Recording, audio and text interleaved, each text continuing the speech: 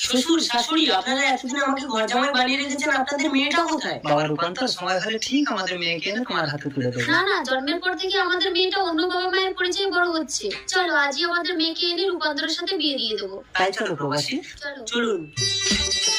বাবা সৈকত, আমার একমাত্র মেয়ে বর্ণনাকে বিয়ে করে তুমি এবারে ঘর জামাই হয়ে থাকবে। বাবু আপনার লাগে কজন লোক আছে দেখা করতে?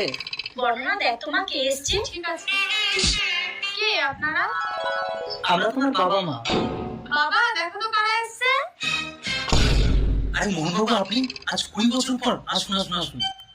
নমস্কার। বসুন বসুন। নমস্কার রূপান্তর, আমরা আমাদের মেয়েকে নিতে এসেছি।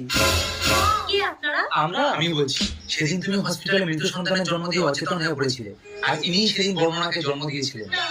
ডাক্তার এসে বললো জ্ঞান ফিরে তুমি যদি মৃত সন্তানকে দেখো তাহলে তোমাকে আর বাঁচানো যাবে না। তখন আমার কান্না শুনে এই দেবী নিজের সদ্যজাত সন্তানকে তোমার কোলে তুলে দিয়ে এতকাল বুকে পাশান চেপেছিল।